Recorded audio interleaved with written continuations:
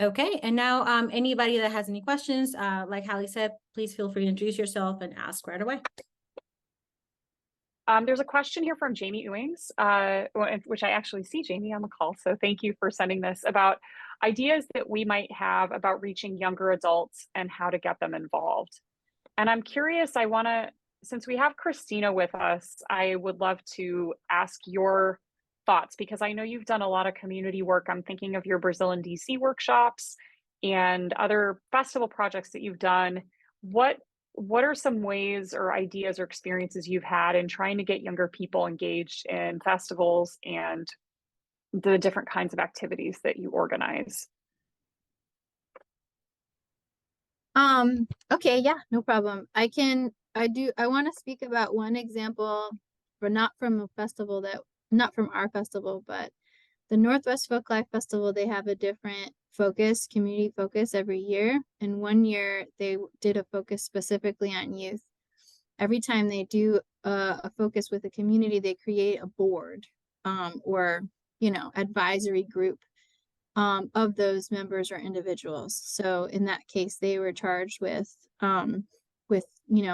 trying to come outreach with and create a space where people that were younger could help to give their impressions and help guide the process. So having them invited from an early part in the planning stage and give their ideas about different things and about how to involve. And I wanted to say that one of the reasons that they focused on youth was because with a lot of the cultural groups that they were working with, they seem to have a lag in terms of engaging people between the ages of 13 and 18.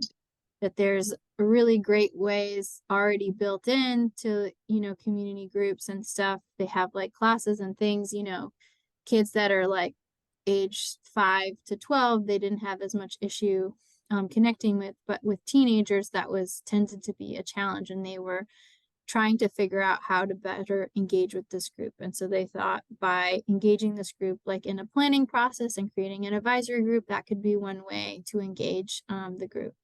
One of the other issues with engaging with youth is that, by the nature of it, you continue to age out of this group. So having like connecting with communities or connecting with organizations that continue to sort of touch that and connect with those communities. So now I'm going to talk a little bit about the Smithsonian Folklife Festival project that we're doing with the Brazilian community and Brazilian practitioners in Washington, D.C., where what we tried to do is form collaborative relationships with specifically after school and camp programs that were engaging with at-risk populations. So there's an organization that works with homeless youth and families. There's organizations that work out of apartment buildings or apartment complexes to try to create like after school. A lot of times they're like, spaces where people can work on homework or things like that. But we're basically they are built into certain community spaces where that you're trying to reach a population that you don't normally engage with, like in your festival normally was the case for us. And then using the organization that already has those relationships and trust with these individuals, because that's the hardest thing to build, right, is the trust. So you have to like leverage and collect the relationships of others that already have that trust and build pathways between your organization and try to figure out where it is that you can, create interest or create connections between what the kids are interested in and what it is that you're offering. So for us, what we tried to do is we had relationships with artists, right? We have relationships with traditional artists or with musicians or dancers, and trying to connect those artists with the organizations that have the relationships with the kids in order to try to create more like residencies that connect them with content from other cultures. The other thing that I think it works well in terms of trying to connect like younger people is trying to figure out what types of like content that connect to families or like multiple ages at once, right? So if we're working with the Brazil and DC program, we work with the Capoeira studios. A lot of them have programs where families can attend together, right? So you have younger people and parents and, multi-generational groups being able to engage the activity at the same time. And that it's something that involves movement. I think that we've found that we tend to do there's stuff around arts and crafts as well as like music and dance and movement. So yeah, not knowing any specific issue that you're facing or specific community that you want to engage, that's kind of like a very, very general answer that encompasses some solutions that are from other organizations as well as things that we've pursued ourselves. But if you guys do feel comfortable sharing maybe some specific situations that you're encountering, then we might be able to pull up some more specific examples that could be useful. Thanks, Christina.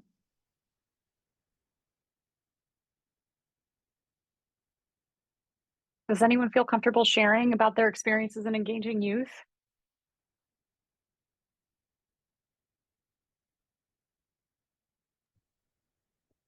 I could talk about my handmade Armenia. It's a bit different, but maybe some relatable cases can be found. So I worked in Armenia on organizing the annual handmade artisan festival. And first of all, engaging youth was connected to engaging the volunteers. And the last time we organized it, were a lot of high schoolers were applying for volunteering, which wasn't the case the previous years to that. And I was really surprised, why is that so? And I kind of went around and asked the youth, like, why are you so interested in volunteering during this festival? And most of them were saying that in order to apply to the American University in Armenia or other universities, they have to have some volunteering experience. So kind of finding their motivation is a way of engaging the youth. Or another thing is finding out what is cool for them in their language. And I can agree with Christina, is first to go with the community you're working with. I was working with the artisans. The first year wasn't, the festival wasn't that cool for youth, but starting the second year, their own like children, grandchildren, their own friends came to the festival and helped the artisans to do demonstrations and sell. And then they also act as a word of mouth to bring more youth community from themselves. And kind of also, this also echoed towards the transferring the traditions to the youth, because when they saw that their parents, grandparents are doing something cool, and their visitors are really, really amazed and fascinated of what the skills are, they also thought about, wow, I can also continue this tradition of my parent or my grandparent. And as an example, one of our silver workers was very concerned that his son doesn't want to continue his tradition. But last year, when I met him just during one of other festivals, he said, your program and your festival helped us convince my son to continue my tradition and my silversmithing tradition. Now he's making all of this stuff. So maybe start with all the people you are working with and engage their children and grandchildren and show them that this is cool. Thanks, Ashkan. Yeah, I just had a little thing to add. If there's a way to get community service credit that kids need for school. That's one thing. And also you can connect it to things that might not specifically be to festival, like documenting, videographers, student videographers who are interested in, learning and getting more practice with things like that, or talk to teachers about summer writing assignments and so things that they also have to do, but this is a way of engaging them. And if possible, once you get a few young people involved, make them part of your planning team if you can. I think that helps, because they're going to know what their peers are interested in.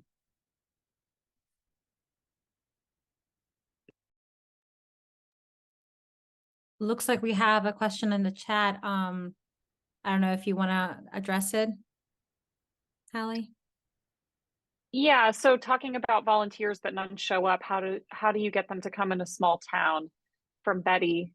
I think starting with the schools, I think, as Ashkan mentioned, about having something cool, some kind of benefit for them, something that's going to be a draw, and the way to do that is to really talk to them and understand what it is that they actually want.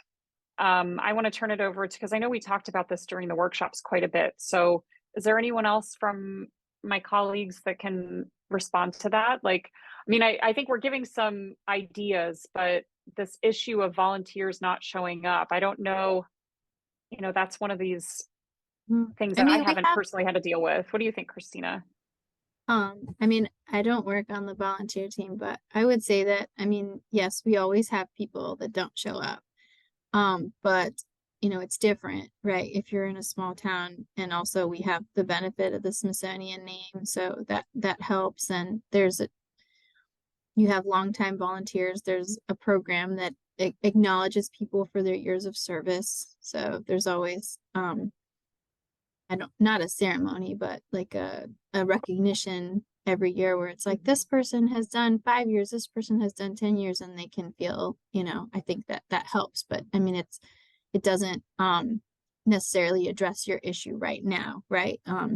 But I think that at this point you have to do community engagement with already existing groups. So sometimes we're able to get a large group of people right before the festival from a local church organization, that they might come in a large group with a bunch of youth, with the youth pastor. I know that's how we got a bunch of rocking chairs done this year. We have a big sustainability effort. So for us, like, our sustainability and recycling and composting program runs entirely from volunteers. And it's sometimes difficult to get the amount of volunteers that we need in order to get that program to work.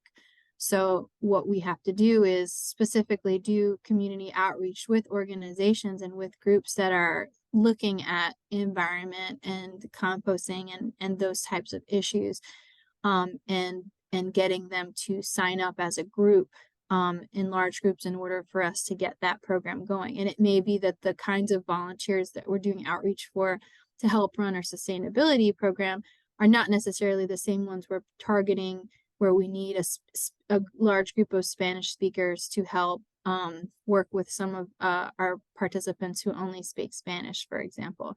So it may be that you're looking to connect with different types of groups depending on what the volunteer opportunity entails.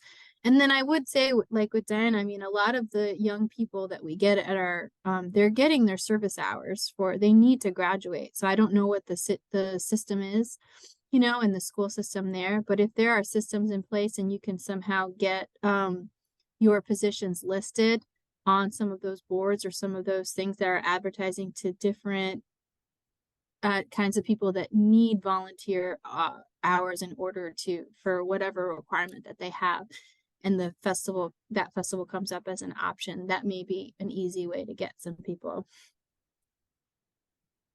Thanks, Christina. Joy noted in the chat, responding to Betty, that there's got to be an incentive, something in it for the volunteers, even if it's a free t-shirt. And I think people really love that kind of stuff. Like, that that sort of recognition and getting something out of it. I know, Ashkan, we did that for the My Handmade Armenia Festival too, right? Yeah, we also, when giving the certificates, we made kind of a small ceremony of giving the certificate, taking pictures, posting them online, and tagging these people. Also, for the no-show ups, I learned the hard way the first year, and then I started planning for more people than necessary. Usually, I plan and kind of engage more youth, because even if they promise, even if they come the first day, life happens, and people something happens, and they may have a good reason for not showing up. So planning more people, not number of volunteers than necessary usually helps also a bit as a plan B. Yeah, that's a good idea. Yeah, the idea of putting together really a core so that, I love what Joy was saying with, having the free t-shirt, but making it into something that you're part of this group of very important people. I think that people really like having an identity, not just as random volunteer, but as volunteer for the 2024 festival, and you can even come up with a name so that they have a chance, if they have a chance to meet beforehand. That's also a very good thing. So you're building a team before the actual event. We found that works. Thanks, Diana. I see some hands coming up. So Lisa, glad to see you. And then after Lisa, we'll have Joy. Yeah, I think it's better without your video. Is that better? Yeah, perfect. We can hear you clear. Yeah, okay. So my name is Lisa. Okay. Yeah, my name's Lisa Nelson. I am the coordinator of the Black Farm Tour, which starts in Rocky Mount. And my question is, setting your festival up so that local businesses can benefit from the presence of the people that you bring into the community. What's your best take on that? So that not only are you sharing the cultural heritage of your area, but you're actually promoting economic empowerment for the local businesses, and not, a bunch of folks that come from out of the community. I think, Sloan, do you want to speak to the Tunisia project and your experience with that? Happily. Involving the local businesses to create mutually beneficial economic incentives for everybody involved in the community is really important, particularly when it comes to smaller communities and smaller festivals. There's so many ways in which you can collaborate as a festival organizer with your local businesses to create opportunities for them, and then to create opportunities for you to mitigate some of your costs as well. With our Visit Tunisia project, we work with a number of festivals across the country, from very small festivals and tiny communities that are rather remote to million-person festivals that have been around for a very long time. And with that, involving your local businesses from the start as you're planning your festival is going to be really important, because they're also going to be able to give you insight and let you know what their capacity is going to be as well. Promoting those local businesses through your announcements, your updates, your social media promotions, and spotlighting those local businesses is going to drive business and traffic to them, and it's going to bring awareness to those businesses. In turn, those businesses can do things like, if a patron comes in and says, "Oh, I'm here for this festival," they get a small discount, or they get something additional with whatever service that business provides. And in doing that, you're creating a mutually beneficial relationship that can be sustainable as well. And that will carry through an off festival season For example, when it comes to lodging that's close by, or tours that might be connected to your area as well. You can leverage all of those relationships and continue building those networks in the off season and when your festival is going, so that there's a constant promotion of your festival, even if your festival isn't for 6 months. And making sure that as you're planning, you're getting feedback from them so that they feel they're also part of the festival. And that feeling of ownership is really important, because then they're going to be more likely to support you, or if you come to them with an ask, they're more likely to help than if they just feel like they're an outsider and you're just pushing along without them, particularly in small communities. That's great advice. We did a lot of that during the Black Farm Tour. We would promote the local Airbnbs and partnered with outfitters that were aligned with what we were trying to promote, and then push their events on our website. And so that was great. So, but let me ask you this, especially thinking about in Tunisia, what if the local community does not have the bandwidth, the capital to create something that, you know, they could leverage to take advantage of the consumers that are coming to the area? My thought was, well, start small and then you can build. But, you know, a lot of times people get very frustrated with that. In Tunisia, did you have that circumstance? And if so, how did you mitigate that frustration with the local business?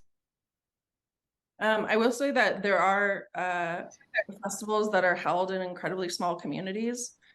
And part of the planning process with those organizers is making sure that the organizers are checking in with the businesses and running by the businesses what they have planned and how many people they're expecting and when they're expecting them, and if there's going to be surges. That helps. For example, it helps restaurants plan their purchasing ahead of time for produce, supplies, things like that. If restaurants or bars or hotels need to increase staff during that time, they're made aware of those things early on. Keeping in mind that capacity, particularly in smaller communities, is limited and it's hard. There's only so many people and they can only do so much. And so managing expectations with your community partners and local businesses is also really important. And so if you're in a community that's very small and you say, well, I'm expecting 300,000 people, are you realistically expecting 300,000 people? And so you want to be managing expectations within your own team as well. But also look at your programming. And if your programming is taking a considerable amount of resources or is going to be pulling people away from their other jobs and things like that, take that into consideration too. You want to make sure that your programming is, one, not overwhelming for the visitors, that they feel like they're getting a really excellent experience and not pulled in 50 different directions at the same time, but also managing that experience on the back end for your community partners and those local businesses to make sure they also feel like they're not being pulled in a million directions at once, and planning accordingly and having contingency plans as well. So for example, if you only have 3 Airbnbs and 1 hotel within your community, but you're expecting a huge amount of people to come from outside, start making connections with nearby hotels and Airbnbs as well, as a kind of contingency plan, a secondary source, so that visitors feel like they have some place to stay and are not going to be dissuaded to come to your festival just because they feel like those options for lodging aren't there, but to also expand that network of support and keep building those relationships with businesses in the area so that you can all, again, continue to grow together as a festival and not just you pushing yourself forward with it, leaving them behind and still at a low capacity. Okay, fantastic. Thank you. Thanks, Sloan, and thanks, Lisa. I think we have a question from Joy also. Hi, Joy. Hi. I just had some comments to add. I'm Joy Almond. I'm the Main Street Manager with the City of Albemarle here in beautiful downtown Albemarle, North Carolina. So my role is basically I'm the Director for Downtown Development, and there's a lot of different components to that. There's volunteer recruitment, there's event planning, fundraising planning, economic development of our downtown. And so I just want to address my experiences with, to address some of the questions that were asked as far as my experience with recruiting youth. We were fortunate to have a satellite college campus housed in our downtown for graduate studies. And so I've gotten to know some of those students and have started to pull them in to some volunteer roles for some different projects. And they run the gamut from planning fundraising events to planting flowers in public spaces, beautification projects. And, for them, they are wanting things for their resume to look good on their resume, so that it makes them marketable when they go out into the job field. An event that we have hosted that we do annually, and we just did last week, we host an annual meeting, and I pack a lot into that. Not only do we share the accomplishments that we have made in our downtown from the past year, we take that opportunity to thank our volunteers. We have, a spread of appetizers, guests get drink tickets. There are other ways to do that. If you're, a little more financially strapped, you can make it a potluck. And, that's been done in past years too. But just as a way to acknowledge our volunteers and make them feel appreciated at that event. And also at that event, created a list of volunteer opportunities that were coming up and had people just sign up for different projects and fundraising events. And so now I've got those to work off of, and I got some new people out of that, which was successful for me. I know Lisa asked earlier about how to get businesses involved. So that's a part of what I do as well, is help support existing businesses in our community. So in working with the businesses, we created a couple of years ago, or actually rebanded more like a merchants association, and creating different activities and letting them have some ownership in creating activities when larger events are hosted in our downtown. An example of that we did for the first time last year that was very successful was our cookie crawl. So our downtown hosted a Christmas open house style event where there were activities on the streets, Santa Claus at Square that the kids could go and see. And the businesses came up with a cookie crawl. And so our local bakery baked several different kinds of cookies, sold them at wholesale, and each participating business had a different cookie. We had a map, and it was a ticketed event, so it raised money for them as well. There again, something in it for them. The business association got some money in their coffers, so now they have some seed money for other projects. And so participants could get their box, an empty box, and a map, and they would have to go inside each store and go to the back of the store to get their cookie. And they had the business had a captive audience, and that was something that worked really well for us. And so building those partnerships is so vital to any community building that you do, is what I found from my experience. I love that, Joy. It's such a nice example. And I think it's really cool because even just the Merchants Association of everyone coming together in and of itself is also community building. And so all of these different folks that are stakeholders in the festival, I think the more that they're able to gather, I think that was kind of the part that I was thinking about when Sloan was speaking, and also looking at Lisa's question. And everyone has mentioned this about bringing people. Christina mentioned this right in the very beginning, of like bringing people in to plan. And I think that that's like one of these underlying foundational things when you're organizing a festival, when you're thinking about the audience that you want and the volunteers, create committees and bring them actually into the planning of the festival, the more successful you'll be. It ends up being a lot of different, there's a lot of moving parts to it, but especially when you're looking at doing festivals within small communities and you want them to benefit the community, these different parties within have to be, engaged in a way that they feel it's theirs. That's what's going to be most successful at the end of the day.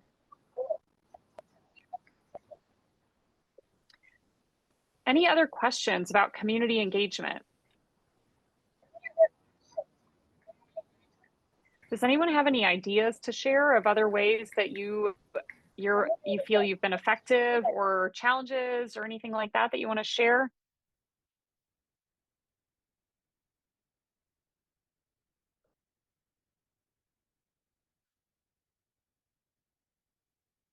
Hey guys, this is Eileen in Sampson County.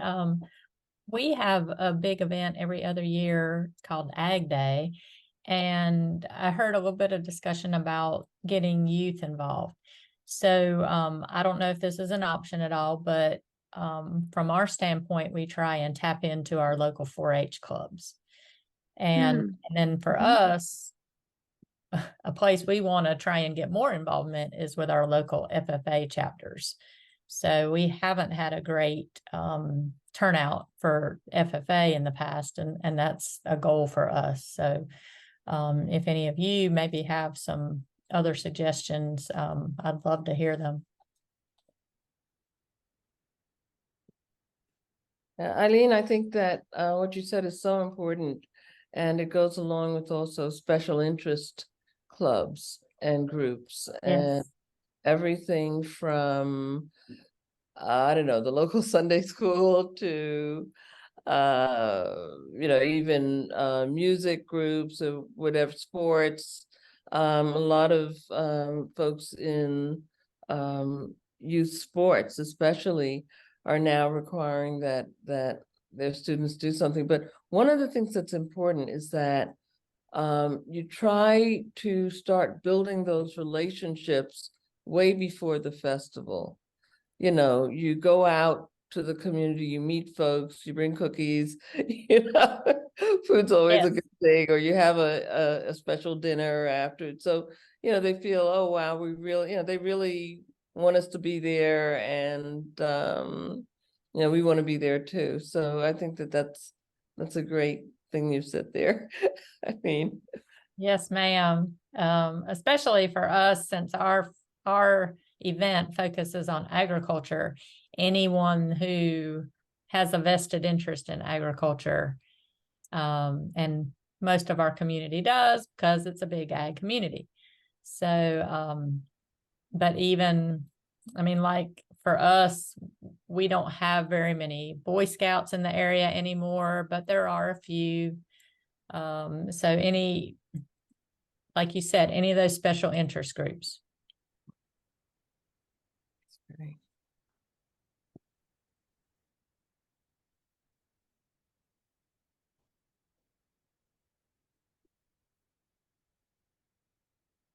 I'm looking back at the list of questions that everybody sent in. We talked a lot about reaching youth. I think we talked about Lisa's question here about positioning entrepreneurs to benefit from festival events, especially in underserved communities, how to expand partners and expand support from businesses and organizations with shared vision, goals, etc., ways to get the community to come together, recruitment of volunteers. There was a question about background checks with the volunteers, and I wasn't sure if Nakoma is with us. If you don't mind clarifying, I'm not sure. I can't see the group, but I wasn't sure. It says, do we do background checks because we have children on site? Yes, ma'am. That was my question, and I come from a 4-H background. And anytime you have care, custody, and control, volunteers usually get background checks. So my concern was that we do a school day. We have 2 days. Yeah. And, just getting background checks on some volunteers that may be in that sphere of, I have care, custody, and control. I'm not familiar with that concept. Are any of my colleagues, does that sound familiar? Lily knows what I'm talking about. Yeah. But it's a 4-H thing. 4-H thing. It's okay. But it's, because we assume in the community we know everybody, but anytime an adult could be left alone with a child, it puts you at risk. Yeah. I can make a suggestion in that if you have to run background checks for every single volunteer you have, that's going to be quite a lengthy process and quite an expensive process. One suggestion is that as you're creating your volunteer groups, like your volunteer committees, whoever is the lead for each of those if you do have to run those background checks, and that's part of what you have to do legally, only run the background check for each lead. So if you have your volunteer lead who's working on the kids' days activities, like they get their background check done. And then also thinking about having adults left alone with a child, have it so that whatever activities and programming you have set up, there's always at least 2 adults in that activity. And that way you're mitigating that issue as well, and alleviating some concerns by parents or by 4-H rules or whatever the case may be, so that you're still ensuring security for children, but not at the detriment of you trying to run your festival. And particularly when it comes to tight budgets and tight timelines, that's very difficult to do. I was curious to know, since we have so many people who were involved in the workshops, since we were there and since we did the workshops, did you have any reflections, further reflections on, on something you heard or someone you met, or that you would want to share with us? I'll just say that I want to reconnect with some of those folks. Particularly, I remember the group that had I'm trying to remember the name of it, but they have the antique tractors, and they have a big event every year. And I got one of their booklets, and I want to follow back up with them and invite them to come to our Ag Day event. And I have gotten some emails about some of the other festivals in nearby counties, and I'd love to attend some of them. Actually, I'm hopefully going to be traveling to Jones County, which is a couple counties east of me, and they're having a heritage festival this coming Saturday. I can't go on Saturday, have a conflict, but I'm hoping to go on Friday on their setup day and learn, a little, even if it's just 1 or 2 minor things, and just see how they do things, maybe make some contacts that we don't have currently, because our event is in March. So I do have some time to maybe add some folks. Oh, thanks for sharing that. That's great. Yeah, that's one of my favorite things in the workshops, is when people are making connections with colleagues that are nearby. I feel like it's so helpful. Diana, sorry I interrupted you. Oh, no. I was just going to say some of the same thing. And that, one of the nice things is that if your festivals are not happening all at the same time, you can actually arrange to announce each other's festivals, if you loved our festival, there's one next month, or there's one, if you want some more of this good feeling and good stuff, you could go to so-and-so and invite some of your peers to come and say a word. It's a good way to build that community of practice. I think we have something in the chat.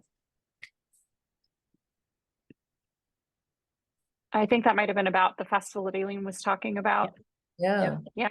Yeah. That's the one. And we can support one another. We can go to theirs, they can come to ours, and we're all here to learn together and support one another. I was thinking a little bit after the workshops and reflecting on some of the things that I learned from you all. And I think the last workshop when we were in Whiteville, there were two big festivals. One was kind of I can't remember the exact name of one. One was Lumbee. It was like the festival homecoming. I think it was Lumbee Homecoming, and they had a book, right? Like that was full of content and had also a lot of advertisements for Lumbee businesses.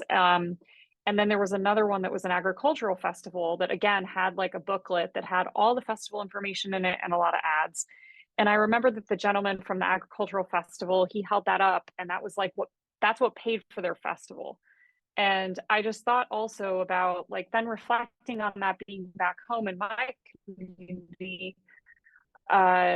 We have our farm tour next weekend. And so I was looking at the brochure of that.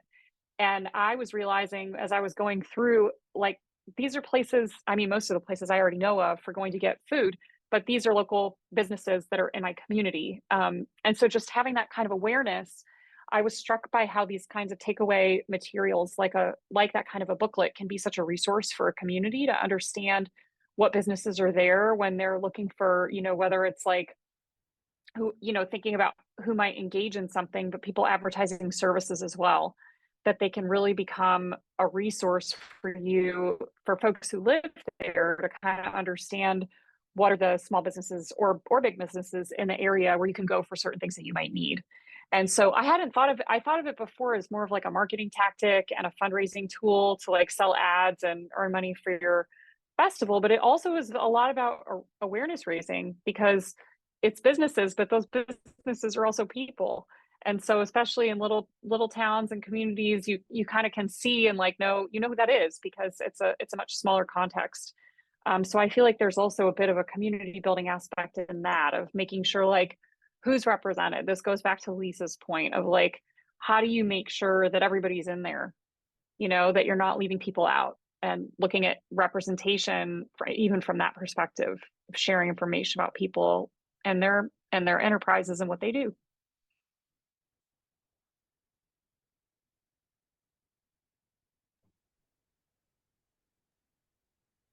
Yeah, that Ashwin, book you that took you off your mute. mentioned. Oh, go ahead. No, it's okay. I was going to say that booklet you mentioned was the one. I asked him if I could take one back, and it was the festival in Lake Waccamaw. Yeah. I wanted to just reflect that this conversation reminds me of the festival union we created in Armenia. The organizers of Armenian festivals came together and created a union, and it helps them also to, as Diana mentioned, to talk to each other and plan the dates of their festivals that don't coincide or are after each other. And they annually print or they design a festival calendar, which also can be included, or you can also create this type of calendar and include in the booklets or any materials that you create. And I think at least the workshop participants can come together and share the dates for the year in the beginning of the year, and benefit from that also, like from each other promotion.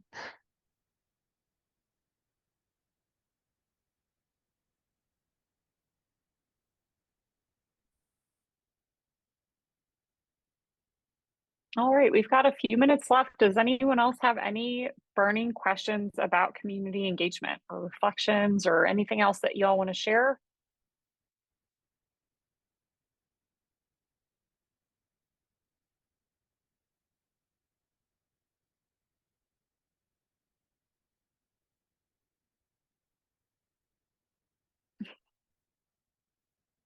Don't everybody speak at once.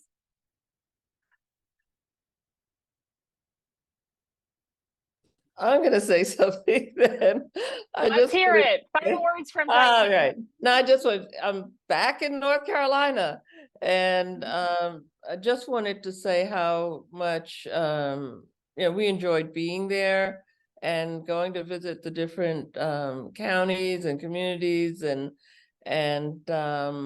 it's really a treasure in this nation having all these incredible, and in the state having all these incredible resources, cultural resources, and it's made me want to come back again. So I want to thank you for sharing all the things you shared, and continue to share amongst yourself. That's the best way to build not only community in terms of your individual communities, but together you can learn so much from each other. And yeah, thank you for being part of this and coming to Oh, get. before you close, because I have Diana and Christina here and you both curate festival programs, we've been talking a lot about in the planning of the festival itself and that feeling of like creating community when you're leading up to it. But something that strikes me about the Folklife Festival programs and for programs that I've seen from both of you all curating is the sense of community that gets built during the festival. And I'm curious if you can just remark on that. And if there are intentional things that you do when you are designing a program. I'm thinking Christina just curated a program on the Ozarks, which we spoke a lot about during the workshops this year. You know, were there certain things that you and your colleagues, when you were curating, that you planned for in order to try and give that feeling? Because it definitely felt like there was a community vibe in the Ozarks Festival area this year. And I'm just curious how much of that was, you know, your participant selection versus like things that actions that you made in your programming, or was it just magic? I mean, I'll say it's not magic. It's like, one thing I'll say is that our festival is really long. So, and that's not something Yeah. that everyone can do. You take like 100 people from their home and they are in the hotel for 2 weeks together and on site 2 weeks together. So that's one reason that like community gets started. So, you know, they're kind of like taken out of, it's like a retreat, you know, but Yeah. you're in a different place. So that's not necessarily something. But I say that like if you have an opportunity to have a gathering before, to have the event and then have a chance for like a gathering afterwards, you know, whether it's I mean, for us it looks like an orientation as to help people get ready, and then afterwards it's like a reflection or in some ways like a restaging or a way to sort of continue some conversations that were opened up, you know. So creating some kind of continuity for people to come together before and to come together after, that can help to cement relationships and to help like you know, people create. And the other thing is in terms of your selection, if you, I don't know, I mean, everyone has a different situation. You're working with different communities, you know, but if you're inviting just one music group versus you have an opportunity to invite, you know, several of them, then, you know, they may have a lot to exchange like within their own practice. So if you're going to like bring, you know, people together, you know, to represent this or that, sometimes it's worth like bringing multiple people within one example so that they have the opportunity to workshop between themselves. Then like, I'm just going to bring one weaver and one, you know, music person and one this, because you want to have like the breadth. Sometimes it's worth like taking a spot from one thing and putting it double on one, just so that there can be more of that, those people there, and then they can support each other, and then there's more chance for exchange. Yeah. Christina, Thank you. Yeah, sorry. What you just said reminded me, you know, when you have a wedding in the family, you have the rehearsal dinner, and then you have the day after when everyone's exhausted and everybody just gets together, and then you send the thank you notes after, which is very important, you know, for volunteers. But in that thank you note, you also, if there's any updates, if there's any, you know, news that's interesting, you can send that out to your, you know, to your staff, to your volunteers, to your participants. That's always a good thing as well. Thank you both. Oops. A bit weird here. There we go. All right, I want to hand it back to Hessa. I know we're at the end of the hour. So I want to thank my colleagues, Sloan and Diana. Thank you for taking time while you're at John C. Campbell. Ashkan, it's very late where she is in Armenia. Thank you for joining us. And Christina stepped away from planning next year's festival for this conversation. So I am just very grateful to all of you for joining us, and to the Uplift team for hosting. Thank you, Hessa and Taylor. And thank you all for your time and continued interest and participation in Uplift.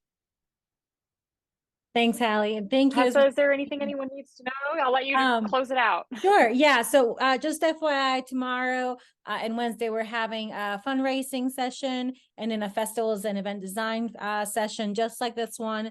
If you are interested, feel free to register to get the Zoom link. But besides that, if you have any more questions, feel free to email us and we'll be in touch.